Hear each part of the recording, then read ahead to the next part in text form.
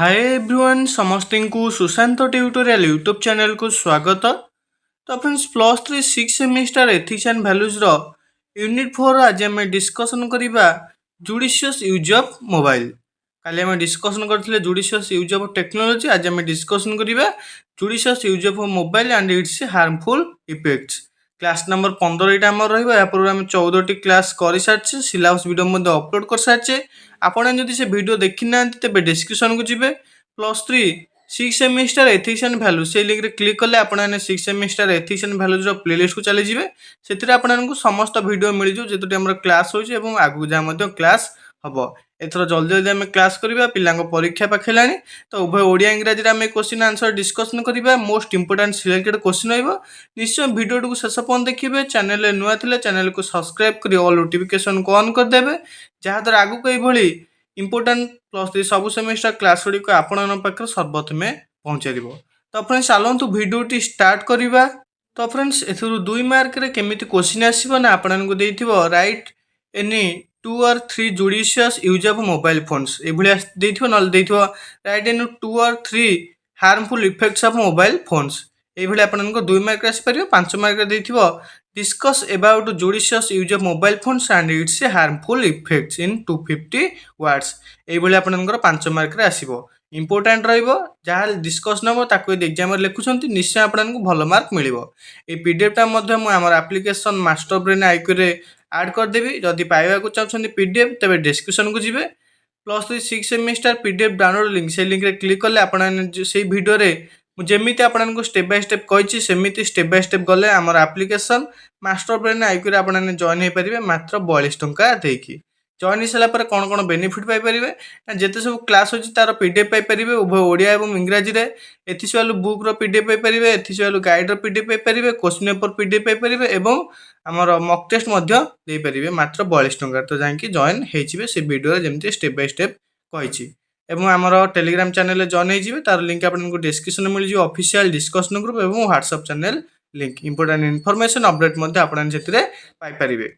Fast आमर रहिछि mobile phones have become an indispensable part of modern life, offering convenience, connectivity, and access to information. However, their excessive and uncontrolled usage can lead to various harmful effects on individuals and society. तो mobile phone आधुनिक जीवन एक अपरिहार्य अंश होई पारिछि। समस्त जानिछन्ति आमर वर्तमान मोबाइल फोन समस्त घरे घरे रहिछि एवं आधुनिक जुगर आम जो रही तार एक अंशविशेष बा एक महत्वपूर्ण अंशविशेष हो रही। सुविधा संयोगीकरण सूचना को मध्य प्रदान करथाय मोबाइल फोन। विभिन्न आमको सुविधा आम पाई था, या सहित आम संजोग रही था एवं विभिन्न सूचना आमको ये प्रदान करथाय। तथापि सेमानकर अत्यधिक एवं अनियंत्रित व्यवहार व्यक्ति एवं समाज पर विभिन्न क्षतिकारक प्रभाव पकई थाए। आम जदि मोबाइल फोन को अत्यधिक व्यवहार करवा, अनियंत्रित नियंत्रित बाहर व्यवहार करवा, तेबे ये कौन करिवो ना मोबाइल एवं आमर जो व्यक्ति एवं समाज पर विभिन्न क्षतिकारक प्रभाव पकई पारिबो, जहाँ वर्तमान मध्य घटुची। कौन कौन असुविधा होची ताकु मध्य आम डिस्कशन करवा। रही judicious use of mobile phones entails striking a balance between leveraging their benefits while mitigating their negative impacts.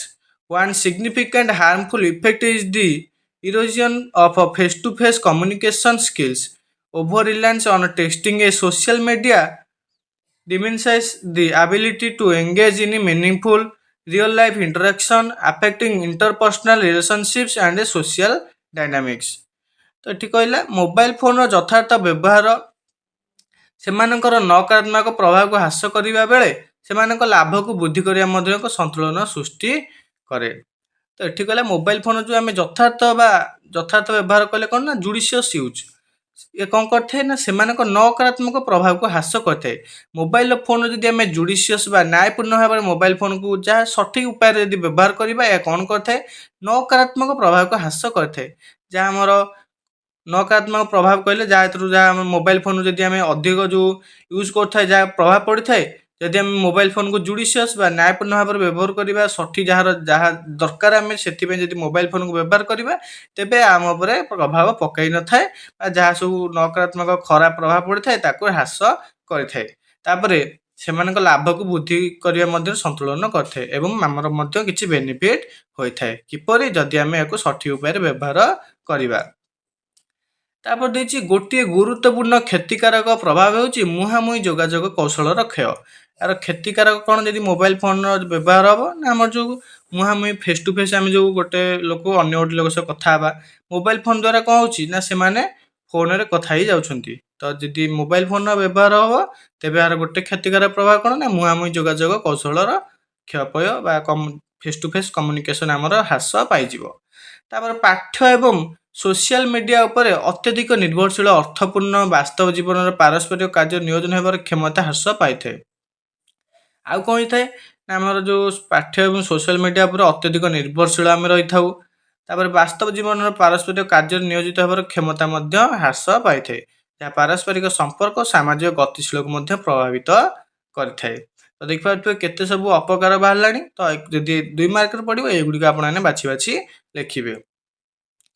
तापर excessive mobile phone usage also poses health risks including eye strain, posture problems and disturbed sleep patterns. The blue light emitted by screens can disturb the body natural circadian rhythm leading to sleep disturbances and fatigue. Moreover, prolonged screen time has been associated with increased levels of stress and anxiety, especially among young people constantly exposed to social media pressures and cyberbullying.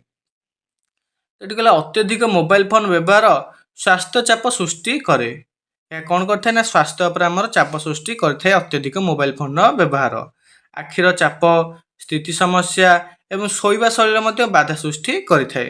ପରଦା ଦ୍ୱାରା ନିର୍ଗତ ହୋଇଥିବା ନୀଳ ଆଲୋକ ଶରୀରରେ ପ୍ରାକୃତିକ ସର୍କାଡିଆନ ରିମ୍କୁ ବ୍ୟାହତ କରିଥାଏ ଯାହାଦ୍ୱାରା ଶୋଇବା ବ୍ୟାଘାତ ଏବଂ ଥକ୍କା ଲାଗିଥାଏ।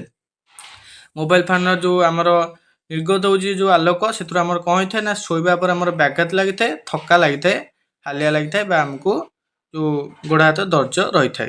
अधिकंतु दीर्घ समय स्क्रीन समय चाप एवं चिंतार स्तर सहित जड़ित होती यह कौन करता है ना आमर चाप आमर जो आम पर चाप पकई थाए चिंता आसी थाए विशेषकर युवक मान क्रमागत भाव में सोशल मीडिया चाप और साइबर बुलियर आक्रांत होता है। यह कौन करता है ना युवक मान प्रेसर पकई थाए अधिक और साइबर बुलिंग शिकार होता है।